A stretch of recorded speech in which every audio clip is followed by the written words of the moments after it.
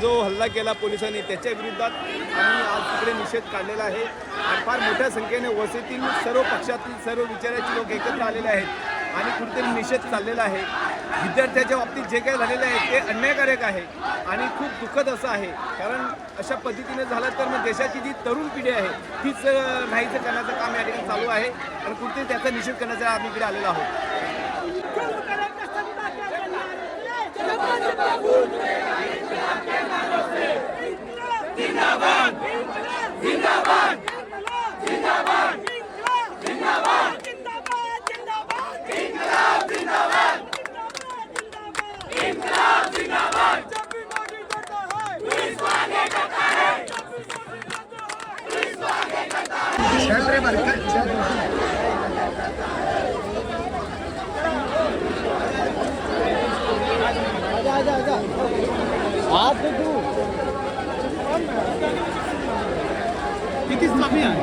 नमस्कार।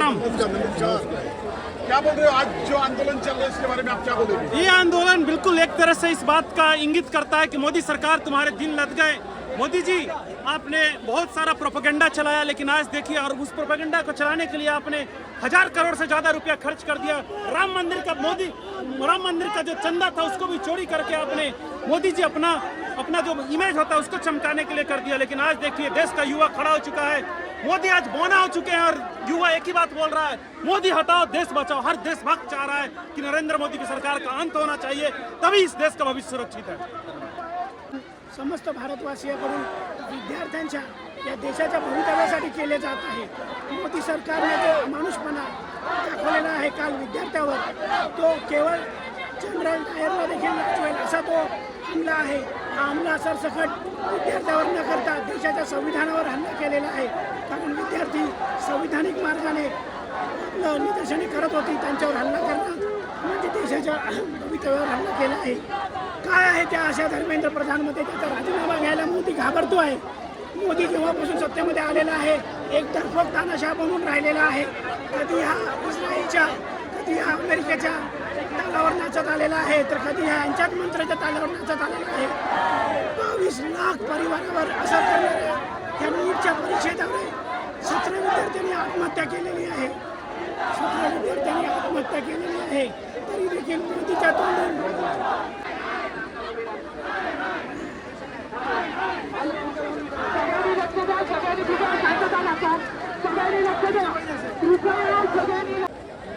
आजच्या या भारत देशाला सगळ्यात एक नीच असा पंतप्रधान आपल्याला लाभलेला आहे. त्यांनी शेतकऱ्यापासून ते विद्यार्थ्यापर्यंत सगळ्यांवर अन्याय अत्याचार केला आहे. हिंदुत्व या नावाखाली तो पोळी भाजायचं काम करतोय आणि देशाशी गद्दारी करायचं काम मोदी करत आहेत आणि ह्या मोदीला हटवणं हेच आपलं एक कर्तव्य ठरणार आहे. काळाची गरज आहे.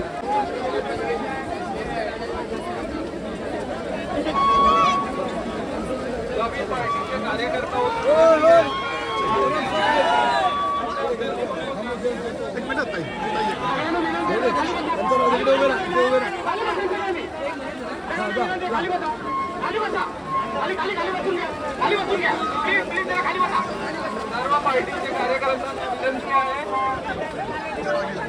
तुम्ही या बाजूला नेत्यांना माझी हात जोडून विनंती आहे की पहिला नेत्यांनी खाली बसून घ्या. सर्व नेत्यांनी खाली बसा. पहिल्या नेत्यांनी नेते खाली बसले तर जनता खाली बसेल. पहिल्या नेत्यांनी खाली बसा. सर्व नेत्यांना माझी विनंती आहे की नेत्यांनी पहिला खाली बसा. सर्वांनी खाली बसा.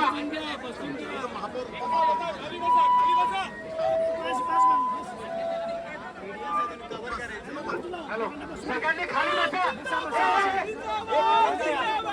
एक मिनिट बाबा, जरा वेळ थांबा. आंदोलन विद्यार्थ्यांसाठी आहे, यात्रा नाहीये, लक्षात घ्या. सगळ्यांनी खाली बसा. एकच वक्ता उभा राहील. एकच वक्ता उभा राहील. सगळ्यांनी खाली बसा. सगळ्यांनी खाली बसा. खाली बसा. अरे बसा. खाली बसता बाबा. खाली बसा.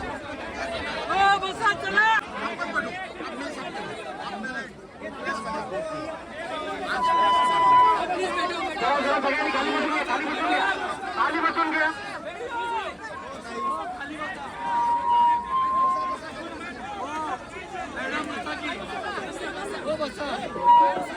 खाली बसून घ्या. खाली बसून घ्या. खाली बसून घ्या. अरे खाली बसून घ्या.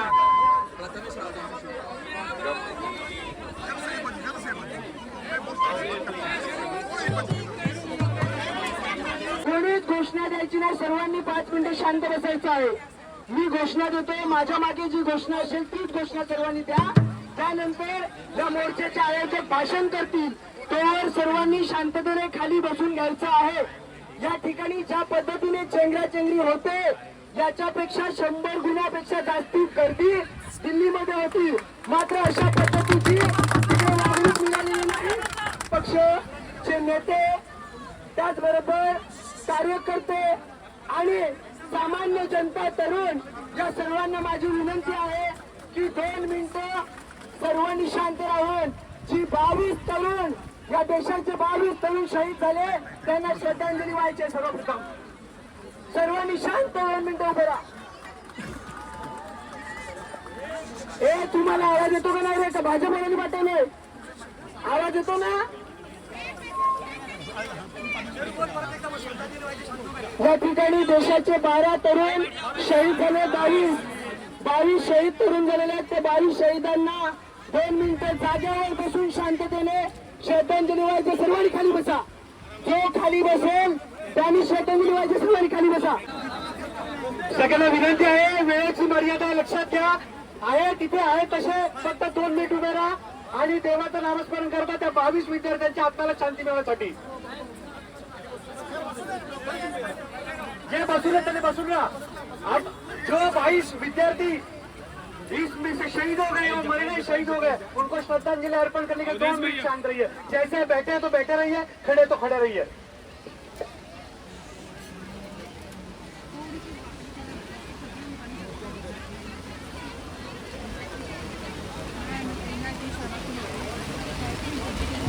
ओम शांती शांती. सगळ्यांचे आभार. आता आधी आहे एवढ्या मोठ्या संख्येने का वसईचा आवाज दिल्लीला पोहोचलेला आहे. फक्त थोडी शिस्त पाळा. जे आता प्रमुख पक्षाचे कार्यकर्ते आहेत, सामाजिक संस्थेचे आहेत, ते आपले विचार मांडतील, कारण का त्यांचे विचार याची दखल घेतली जाणार सरकार दरबारी. त्यामुळे मी प्रथम सीपीआयचे शेरू वाघ निमंत्रक या मोर्चाचे आता मार्गदर्शन करतील.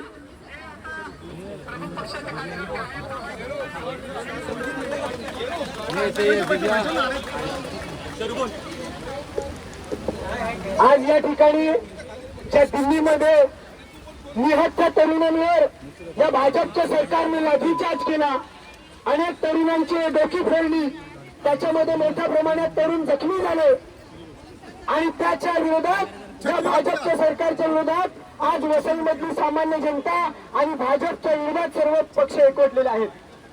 मुळात या मोर्चाची जेव्हा आम्ही आखणी केली त्यावेळी आम्हाला वाटलं नव्हतं की सामान्य जनता सुद्धा या ठिकाणी एवढ्या मोठ्या संख्येने उत्स्फूर्तपणे सामील होईल. आणि आज या पावसामध्ये सुद्धा तरुण विद्यार्थी आणि आमच्या आई वडील सुद्धा या मोर्चामध्ये सामील होऊन त्या 22 तरुणांना श्रद्धांजली वाहण्यासाठी आणि देशाची लोकशाही जिवंत राखण्यासाठी या ठिकाणी आम्ही विरोध दर्शवायचं काम करतोय.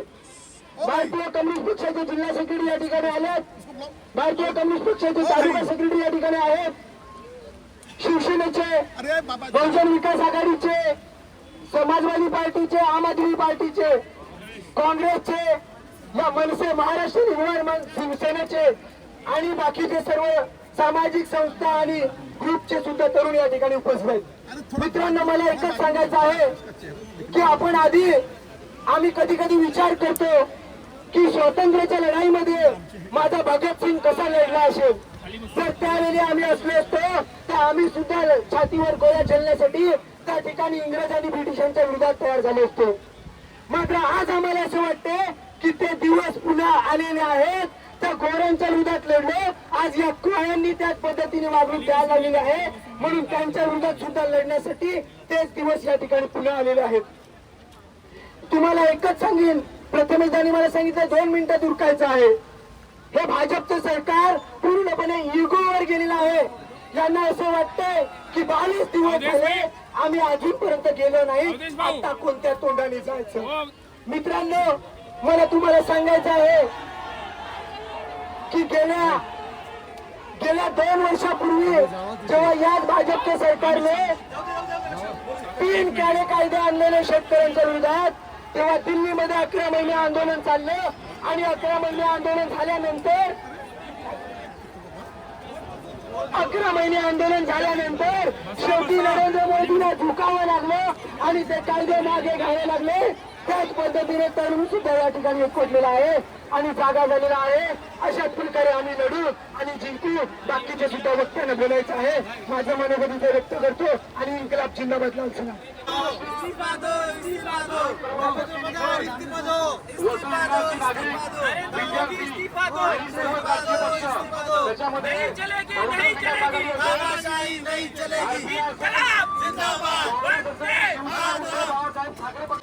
हे आज मारताय, एवढी वाईट परिस्थिती या सरकारवरती आलेली आहे.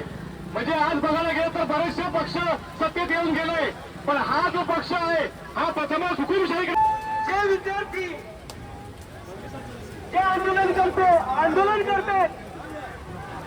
त्यांच्यावर जो अत्याचार होतो त्याचा निषेध व्यक्त करण्यासाठी आज आपण इथे जमलेलो आहोत. आज वसईची जनता दिल्लीला जाऊ शकत नाहीये.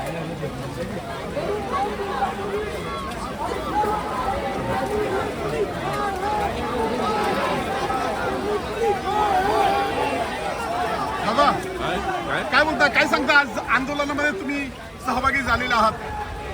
कालच्या दुर्दैवी घटना, विद्यार्थ्यांच्यावर लाठीचार्ज, अमानुष मारहाण केली, त्याच्याबद्दल त्याचा निषेध करतो आणि या प्रधान देशाचे राज्यमंत्री यांचा राजीनामा द्यावा.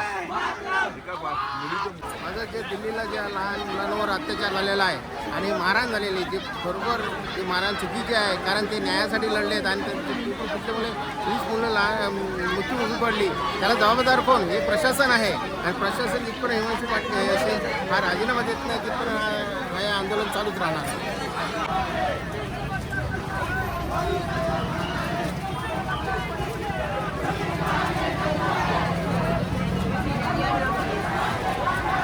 आप लोग क्या बोलना चाहेंगे?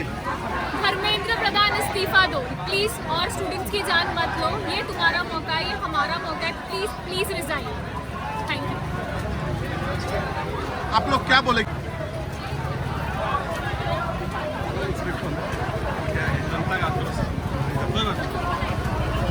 थांबा चालली कुठे? थांबा बोला ना जरा.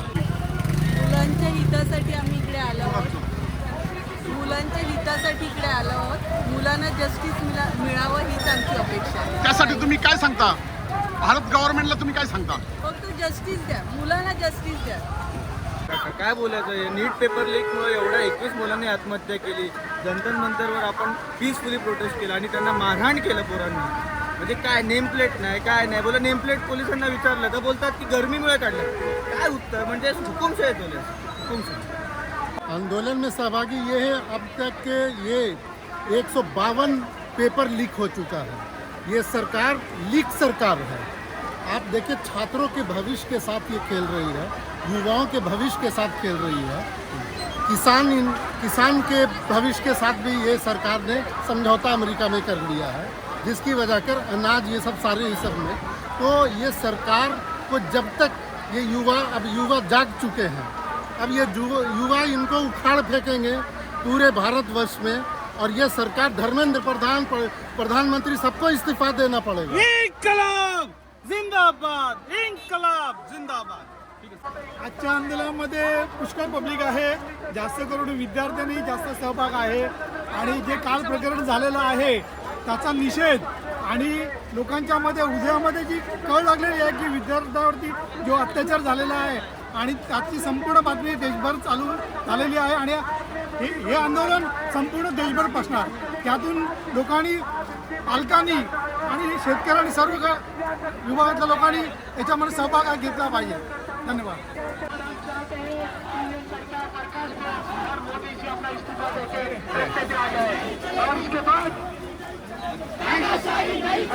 ज्येष्ठ नागरिक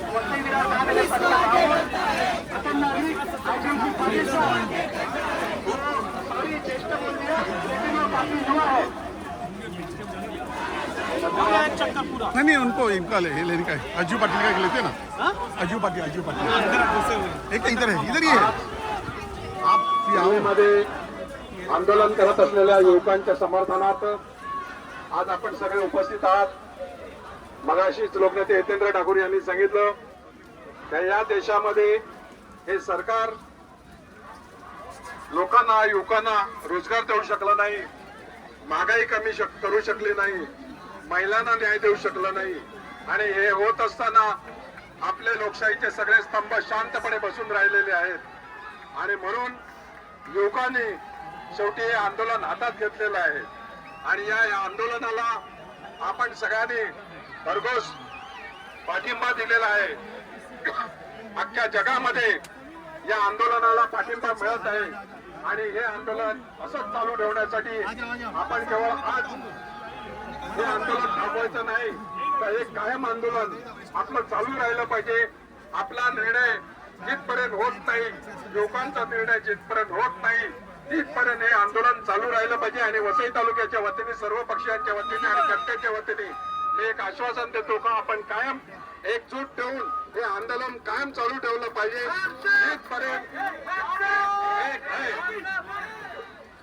परत एकदा मी तुम्हाला बहुजन विकास आघाडी आणि वसईच्या जनतेकडनं आश्वासन देतो हा निर्णय होत नाही तिथपर्यंत आम्ही युवकांच्या पाठीशी राहू ही आपण शपथ घेऊयात. धन्यवाद. जय हिंद, जय महाराष्ट्र. आजच्या आंदोलन जे आहे आपण बघितलेलं आहे दिल्लीमध्ये नेटची एक्झाम झालेली होती. आजचं आंदोलन आपल्या सगळ्यांना ठाऊक आहे. दिल्लीमध्ये जी नेटची एक्झाम झालेली होती त्या एक्झाम झाल्यानंतर 8 दिवसांनी त्या तरुणाला कळवण्यात आलेलं आहे की पेपर फूट झाल्यामुळे आम्ही तुमची ही परीक्षा रद्द करतोय. आणि 21 जवळजवळ 22 मुलांनी आत्महत्या केली आणि त्याचा जाब विचारण्यासाठी या सरकारला हे सगळे तरुण रस्त्यावर उतरले असता त्यांच्यावर अमानुषपणे हल्ला झाला. कुत्र्या मांजरासारखं त्याला मारण्यात आलं. आणि मला वाटतं हे हुकुमशाही गाडून मला वाटतं लोकशाहीचा हा नाश झालेला आहे आणि हुकुमशाहीला उडवून देत आहेत. अशा सरकारचा निषेध करण्यासाठी आज आम्ही वसईची जनता रस्त्यावर उतरली. हा कार्यक्रम आपल्या याच्यामुळे यशस्वी झाला.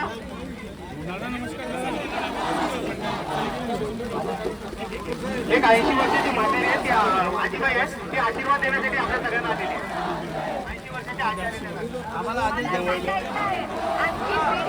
आमची पोरं आज शिकलेली आहे पण काय फायदा करतात? रस्त्यावर आहे, त्यांना शिक्षण नाही आहे, त्यांना नोकऱ्या नाही आहे, त्यांना जखमी केलंय, त्यांना रस्त्यावर काय. सरकारला लाज वाटायला पाहिजे होती की त्या लहान थोड्या माणसांना तुम्ही मारता, त्यांच्यावर लाठीहल्ले करता. अशा परिस्थितीतून त्यांच्याशी 2 शब्द बोलले असते, पण नाही. म्हणजे काय चाललंय? लाज नाहीये, दंडेशाही चाललेली आहे. त्याचा विरोध आम्ही महाराष्ट्र शिवसेना वसईतर्फे करतो. आमच्या वकिलांच्या जब जब जरूरत पड़ेगी हमेशा ये नौजवान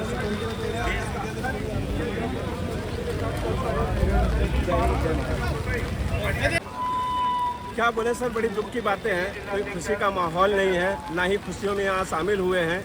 आज हमारे नौजवान साथियों के साथ उनके हक की लड़ाई चल रही है।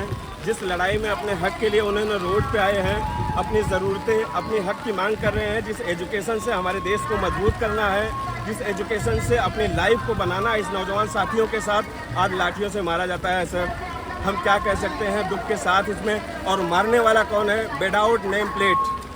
जो मारने वाला है वो विदाउट नेम प्लेट, ये सरकार घोषित करता है कि जो वहाँ पे बैठे हैं वो देशद्रोही है।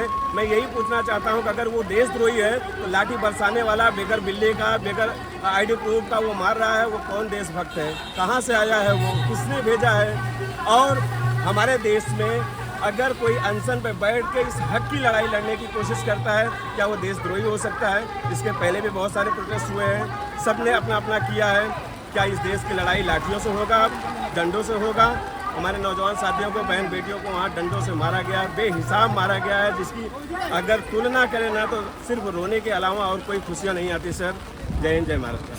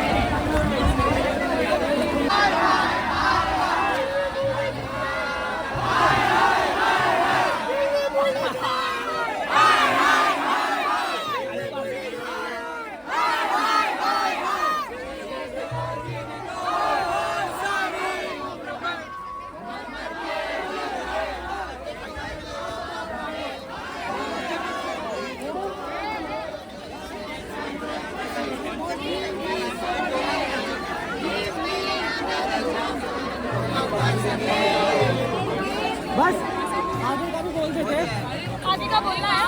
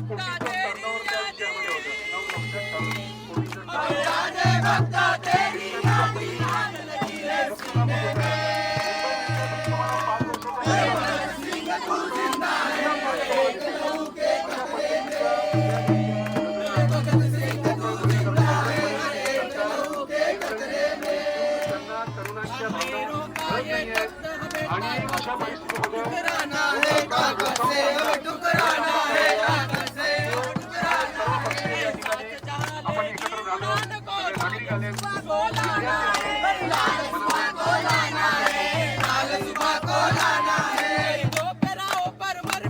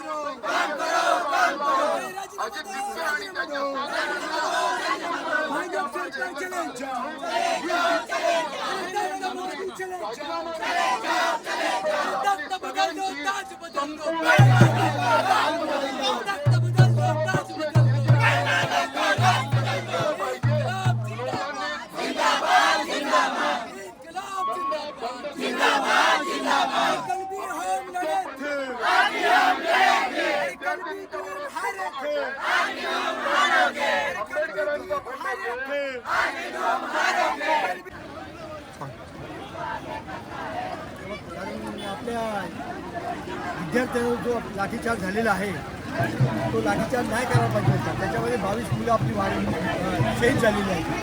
आज मोदी शहाची दादागिरी चालू आहे, ती बरोबर नाही आहे. देशाचे स्वातंत्र्याला धोका आहे.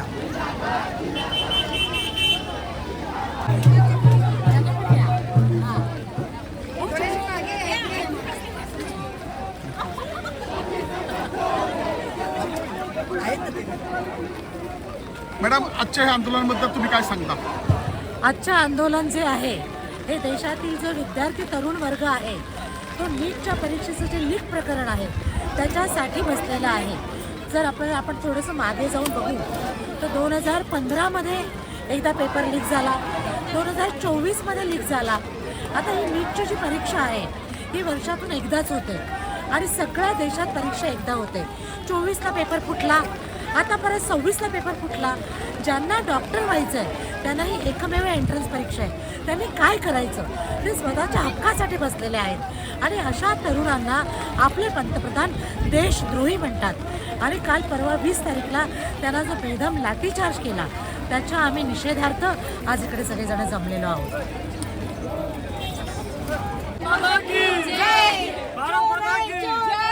आजच्या ह्या आंदोलनात तरुण मंडळी देखील आली आहे, तुम्ही काय सांगाल? आम्ही म्हणजे घरातल्या वस्तीतल्या सगळ्या लोकांनी बाहेर येऊन असं प्रोटेस्ट करायला पाहिजे. मुलं ही फक्त दिल्लीची नाही तरी आपल्या इकडच्या मुलांसाठी पण करायला पाहिजे. ॲटलिस्ट जी मुलं आहेत त्यांच्या आई वडिलांनी सगळ्यांनी यावं. इथे एक म्हातारी आली, तिने इतकं चांगलं बोललं. जर म्हातारी येऊ शकते तर तरुण मुलं काय येऊ शकत नाही? तसं प्रत्येकाने येऊन इथे प्रोटेस्ट करायला पाहिजे. आपण दिल्लीला जाऊ शकत नाही पण इथे तर येऊ शकतो ना. तुम्ही काय सांगाल? की कसं आहे व्हॉट्सॲप ग्रुपमध्ये मेसेजेस ऑपोजिट पार्टीचे येत असतात, मुस्लिम हिंदू. तर मी फक्त एवढंच तिथे पोस्ट केलं की बाद झाला आता हिंदू मुस्लिम हे आहे आपली मुलांचा. तर त्यांनी काही त्यांचं समर्थन देण्यासाठी मला बोलली की ती मुलं सुद्धा आतंकवादी होते. मी तिला सांगितलं बाई तुझ्याबरोबर वाद घालण्यात फायदा नाही आहे. We are only for our kids. आम्ही फक्त भांडण नाही, काही नाही, शांतप्रिय उद्देशाने चालवावा. दिल्लीला त्या मुलावरती अमानुष्य जो हल्ला झाला त्यांचं- आणि त्यांना जर मारणार त्याबद्दल तुम्ही काय सांगाल?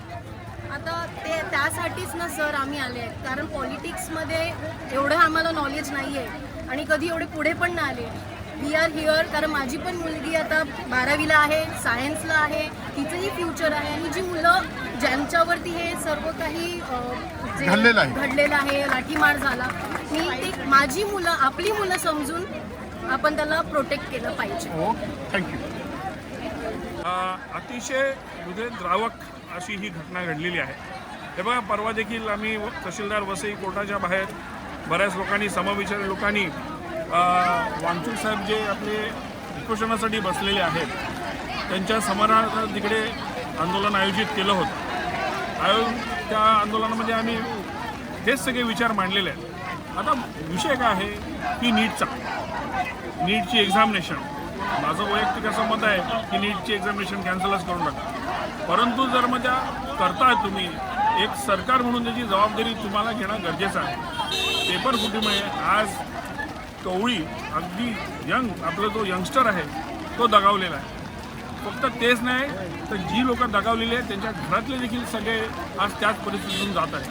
ह्याचा आपण फार गांभीर्याने आणि संवेदनशीलपणाने विचार करायला पाहिजे होता. परंतु अशा कुठल्या प्रकारची रिॲक्शन आमच्यापर्यंत किंवा जनतेपर्यंत पोचली नाही की बाबा काहीतरी सरकार करत आहे.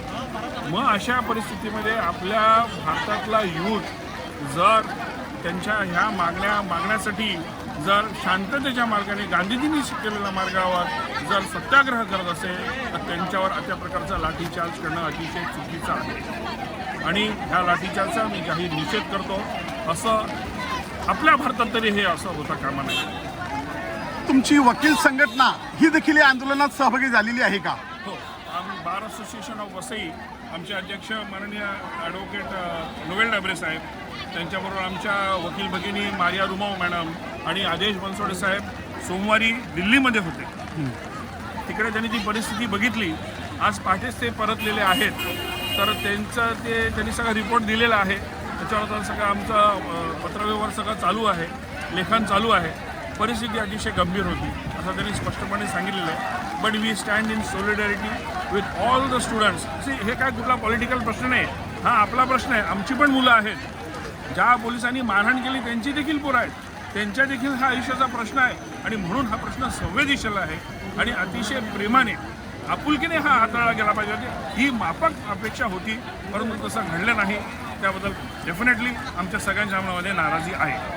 धन्यवाद सर. आम्ही इथे आलो आहोत कारण दिल्लीच्या मुलांना म्हणजे जे मारहाणी वगैरे झाली त्याच्यासाठी सपोर्ट करण्यासाठी. आणि हा ॲग्रेशन फक्त नीटच्या एक्झामचं असं काही नाही, म्हणजे त्याच्यावरतीच नाही आहे, पण इतके वर्ष खूप काय प्रॉब्लेम चालले आहेत. मणिपूरचे वुमेन सेफ्टी हे सर्व पण एक पॉईंट आणि एक ॲग्रेशन घेऊन सर्वजण आले आहेत.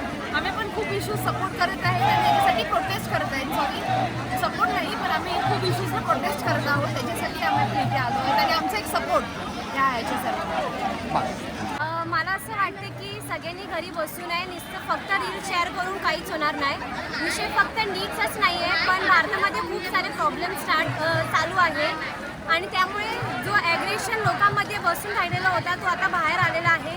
आणि सगळे लोक फक्त नीटचा पेपर नसून सुद्धा बाकीच्या गोष्टीसाठी पण लढा देण्यासाठी पुढे येत आहे. आणि माझं म्हणणं आहे की यूथ जास्तीत जास्त बाहेर पडावे. इथे प्रोटेस्टला आम्ही आलो आहोत, पण मॅक्झिमम यूथ दिसत नाही आहे. तर मी यूथला हेच सांगते की प्लीज पुढे या, कारण आपल्या हक्कासाठी आपण नाही पाऊल उचललं तर कोण उचलणार. ती हीच वेळ आहे, सगळ्यांनी पुढे या.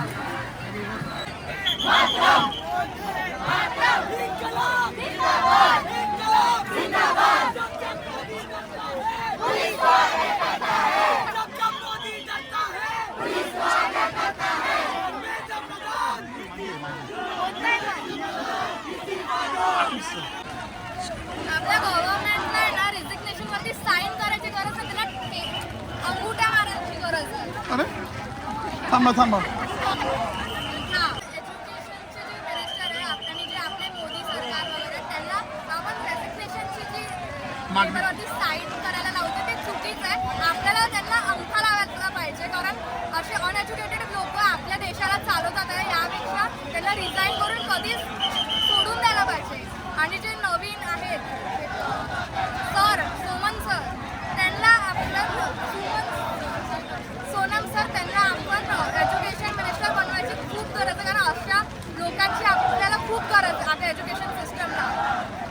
दिल्लीला जे मुलांवरती लाठी हल्ला केला त्याबद्दल तुम्ही काय सांगाल? मला त्याचा खूप राग आलाय. जर मी तिकडे असते तर मी डेफिनेटली तिकडे प्रोटेस्ट केलाच असता, पण तिकडे आता काही जाता येत नाहीये आणि तिकडच्या मुलांची जी अवस्था आहे ती बघून जाम राग येतो. पण मला या सगळ्यांना खूप थँक्यू बोलायचं आहे, कारण जर मी हे आले नसते तर माझं हेच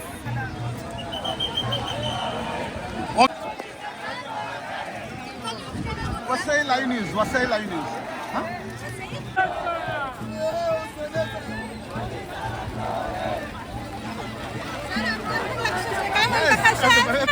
स्टुडंट्सना पण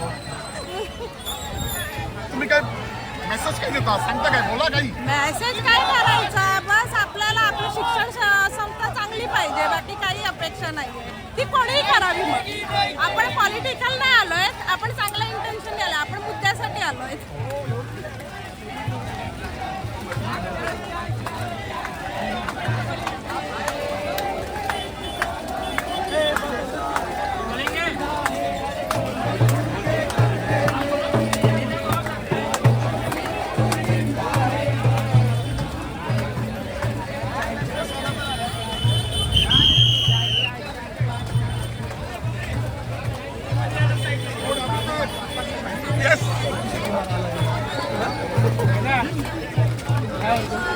आम्ही आंदोलनामध्ये सहभागी झालो नाही, तर या आंदोलनाचं आयोजन केलं होतं. गेल्या 2 दिवसापूर्वी आम्ही विचार करत होतो की या वसईमध्ये लोकांमध्ये जो तीव्र संताप आणि जो असंतोष आहे, जो राग आहे, तो राग व्यक्त करण्यासाठी आपण सर्वच जण दिल्लीला जाऊ शकत नाहीत. म्हणून आम्ही ठरवलं की सर्वपक्षीय इथे आपण एक निदर्शनं करायची आणि जे काही आम्ही एक 24 तास अगोदर जे काही आंदोलनाची दिशा ठरवली आणि या खरोखरच आंदोलनाला या वसईतील सर्व पक्षांनीच नाही तर सर्वसामान्य लोकांनी सुद्धा मोठ्या प्रमाणामध्ये सहभागी झाले. ज्या पद्धतीने दिल्लीला जो काही विद्यार्थ्यांवर जो अत्याचार झाला, जो लाठीचार्ज झाला, त्याचा निषेध व्यक्त करण्याची जी संधी वसईकरांना मिळाली त्याचा खरोखर पुरेपूर फायदा लोकांनी घेतला. मध्यंतरी एक मराठी चित्रपट आला होता, त्या चित्रपटाचं नाव होतं की शिक्षणाचा आईचा घो, परंतु आज शिक्षणाचा आईचा घो नसून या शिक्षण मंत्र्याचा आईचा घो बोलण्याची वेळ या विद्यार्थ्यांवर आलेली आहे. आणि जो काही तीव्र संताप या शिक्षण व्यवस्थेच्या विरोधामध्ये लोकांमध्ये निर्माण झालेला आहे त्याचा उद्रेक खरोखरच हा न थांबणारा आहे.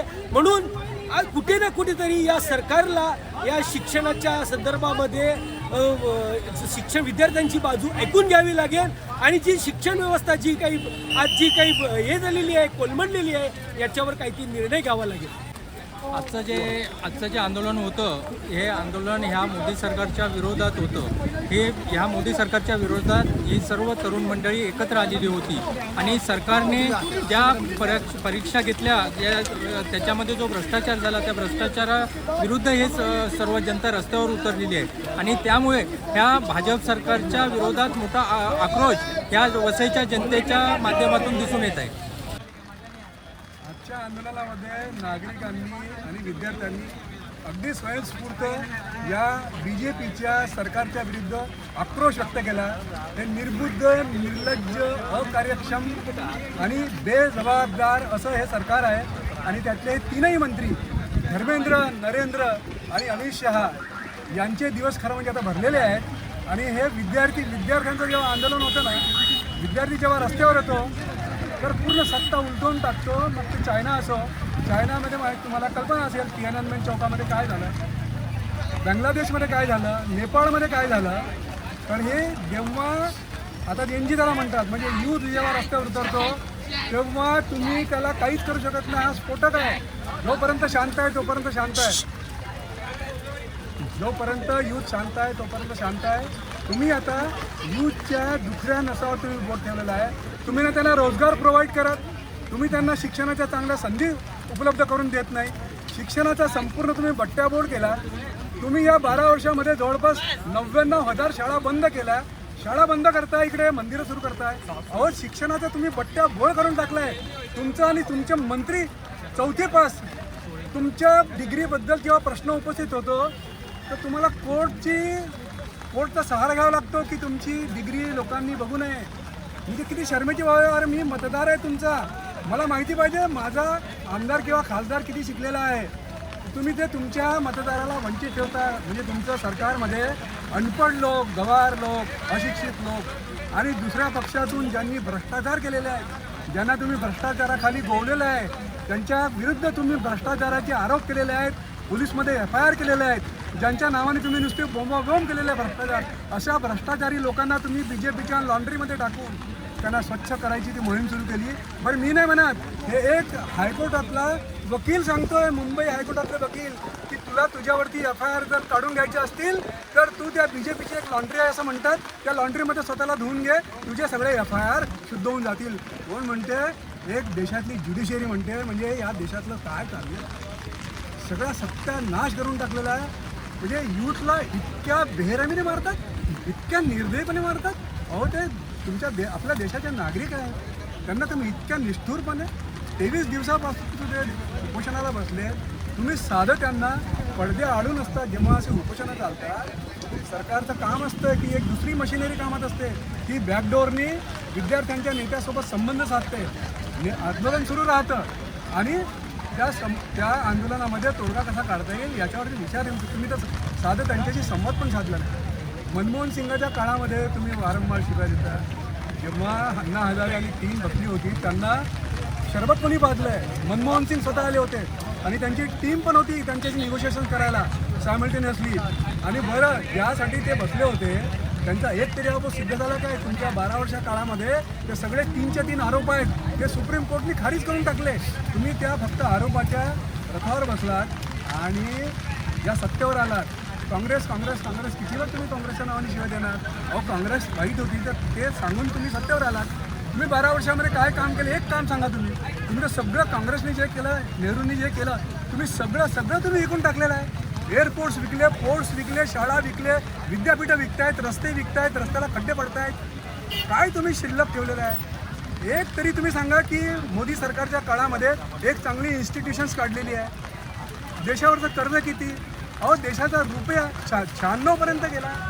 तेलाचं काय चाललं आहे? रस्त्याचं काय चाललं आहे? इकॉनॉमी कुठे गेली? मॅन्युफॅक्चरिंग सेक्टर पूर्ण संपुष्टात झालेला आहे. चायनाचं म्हणता तुम्ही, चायनाशिवाय तुम्ही जगूच शकत नाही. आणि इथे चायना तुमच्यावरती डोका वर काढतोय. तुम्ही चायनाच्या नुसतं चायनाचं नाव काढलं की तुम्हाला तुम्ही घाबरताय. एप्स्टीन फाईलचं नुसतं 16 जरी म्हटलं तरी तुम्हाला थरकाप सुटतो, तुम्हाला ताप येतो अंगामध्ये. काय चाललं काय देशामध्ये? तुम्ही करा ना पार्लमेंटमध्ये, तुम्ही या लोकांना सांगा आंदोलन चाललंय, तुम्ही पार्लमेंटमध्ये सांगा. तुम्हाला म्हणाय कोणी सांगा ना तुम्ही की काय सिच्युएशन आहे, काय नीटची सिच्युएशन आहे. तुम्ही काय बोलायला तयार नाही. विरोधकांना सांगा, विरोधक तुम्हाला विचारतात. आज विरोधकांना शेवटी तुमच्या विरुद्ध तुमच्या घराबाहेर आंदोलन करावं लागलं आणि तुम्ही एका निष्ठुरतेप्रमाणे विरोधी पक्ष नेत्याला तुमचं होम डिपार्टमेंट काय झोपा काढतं का? त्यांना काही कळलं नाही का? म्हणजे अमित शहा याचं होम डिपार्टमेंट जसं महाराष्ट्राच्या या फडणवीसांचं होम डिपार्टमेंट निष्क्रिय आहे, तशाच प्रकारे इथलं होम डिपार्टमेंट कंप्लीट निष्क्रिय आहे. यांनी आता सत्ता सोडून द्यावी. खरं म्हणजे यांचे दिवस भरलेले आहेत, एवढंच मी म्हणेन. मोदी सरकार मुर्दाबाद, मोदी सरकार मुर्दाबाद, संविधान जिंदाबाद. आज आपण चित्र पाहिलं असेल, वसईविराचं सर्वपक्षीय आंदोलन आज वसईविरामध्ये झालं आहे आणि प्रामुख्याने शिवसेना उद्धव बाळासाहेब ठाकरे पक्ष असेल, समाजवादी पार्टी असेल, मनसे असेल, काँग्रेस असेल आणि बहुजन विकास आघाडी असेल, सगळेच पक्ष या आंदोलनामध्ये सहभागी झाले. दिल्लीच्या जंतर मंतरवरती जो प्रकार घडला आणि सोनम वांगचूक जे देशाचे शास्त्रज्ञ आहेत त्यांच्यावरती जो अन्याय झाला त्याच्या निषेधार्थ आज वसईविराची जनता रस्त्यावरती उतरलेली आहे. जेणेकरून आज दिल्लीला पोहोचू शकले नाही ती संपूर्ण वसईविराची नागरिक असतील, स्टुडंट असतील, ज्येष्ठ नागरिक असतील आणि सगळी फॅमिली आज वसईविराच्या या रस्त्यावरती उतरून त्यांनी निषेध केलेला आहे. जी गुंडशाही चाललेली आहे, लोकशाहीकडनं आपण कुठेतरी हुकुमशाहीकडे चाललो आहेत का, हे लोकांना हळूहळू करावं लागलं आहे आणि त्याचा निषेध म्हणून आज रस्त्यावरती लोक उतरली होती. जी दिल्लीला जी विद्यार्थ्यावरती अमनुष्य लाठीचार्ज झाला त्याबद्दल तुम्ही काय बोलाल? 100% ती गोष्ट एकदम निंदनीय आहे. आज देशाचं जे भविष्य आहे, युवक हा पुढे जाऊन भविष्यामध्ये भारताचं नाव एक कमवण्याचा प्रयत्न करतो. त्याच्यातनं अनेक लोक जे शिकतात, देशासाठी काम करतात, अशा लोकांच्याच पाठीवरती, डोक्यावरती लाठीकाठी करून, अश्वधुराचा मारा करून, पाण्याचा फवारा मारून त्यांना मोठ्या प्रमाणात मारण्यात आलेला आहे.